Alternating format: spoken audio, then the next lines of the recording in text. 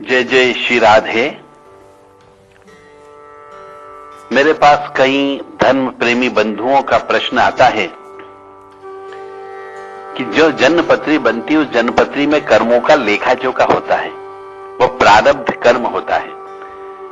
जब ईश्वर ने हमारी किताब पहले से ही लिख दी तो फिर हम क्या कर्म करें, हम प्रार्थना क्यों करें? क्योंकि जो ईश्वर ने पहले से लिख चुका है, जो हमारी जन्मपत्री के ग्रह नक्षत्र उस हिसाब से बिठा चुका है, तो वो तो हमारे साथ घटना घटित होगी। तो फिर हम भगवान के आगे क्यों रोएं, क्यों गिड़गिड़ाएं, क्यों हम भगवान की सेवा करें, क्यों हम भगवान का नाम लें?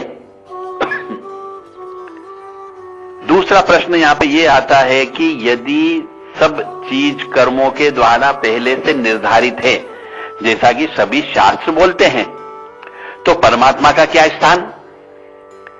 यहां पर भी प्रश्न आता है कि हम परमात्मा की प्रार्थना क्यों करें? तो बंधुओं, पहली बात, परमात्मा निर्गुण है। निर्गुण का मतलब होता है उसका कोई साकार रूप नहीं है। वह ऐसा ही है जैसे दीपक को किसी भी बंद कमरे में रख दिया जाए तो वह अंधेरे को छाट देता है, अंधेरे को समाप्त कर देता है। तो दीपक कमरे के अच्छे और बुरे गुण नहीं लेता, वैसे ही परमात्मा है, वह भी अच्छे और बुरे नहीं लेता है। जो कर्म आप करते हैं उसका ही फल वो देता है। ईश्वर सभी का होकर भी निर्गुण है। दूसरी बात, यहां पे सभी चीज कर्मों के द्वारा पहले से निर्धारित है। यह केवल मनोमय कोश तक की यात्रा तक ही सीमित है। विज्ञानमय और आनंदमय कोश इससे अछूते हैं। प्रार्थना के द्वारा विज्ञानमय और आनंदमय कोश को विकसित होता है। अहंकार का नाश होता है। जब ज्ञान मिल जाता है तो अहंकार का नाश हो जाना चाहिए। इसलिए हम मन को पार कर बुद्धि और आत्मा को सुन पाते हैं। कर्म वो है जो हम करते हैं। मन से विचार करना भी एक कर्म है। यदि हमने मन से पाप कर्म का विचार किया तो वो कर्म के रूप में साकार होगा ही।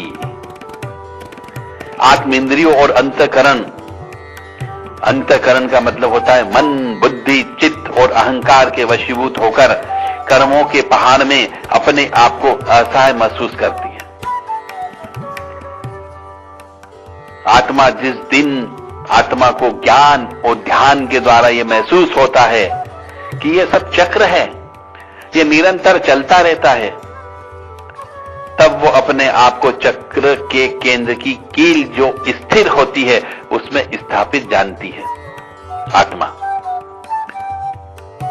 इसलिए आत्मा कर्मों के पहाड़ को पार कर मुक्ति के लिए आगे की ओर अग्रसर होती है। आत्मा 1000 बार जन्म ले चुकी होती है और 1000 बार मर चुकी होती है। सारा संसार एक चक्र की भांति चल रहा है। बार बार वही दिन, वही वार, वही रात, वही मौसम, वही वर्ष, वही पुनरावृत्ति हो रही है। आत्मा अज्ञानता के कारण दुखी है।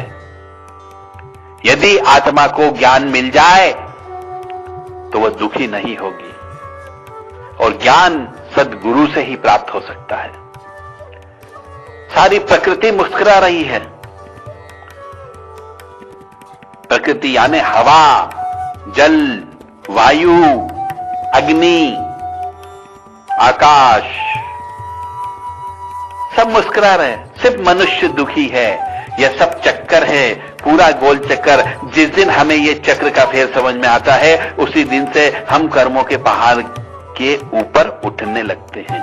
यानी आत्मा ऐसे कर्म करने लगती है कि उसे अच्छे बुरे का ज्ञान नहीं होता है। वो एक दीपक की माफिक अपने अंधकारों को छाटते हुए आगे बढ़ती है और आनंदमय अवस्था में पहुंच जाती है। इसलिए मनुष्य को कितना ही कष्ट प्राप्त हो, कितना ही कष्ट पहले से निर्धारित हो, तो भी परमात्मा को याद करते रहना चाहिए। यदि आपको एक चाबुक पड़ी तो परमात्मा को याद करिए। यदि आपकी टांग टूट गई तो परमात्मा को याद करिए। यदि आपका ऑपरेशन हो रहा है तो भी भगवान को याद करिए। हर कर्म करते हुए ईश्वर को याद करिए।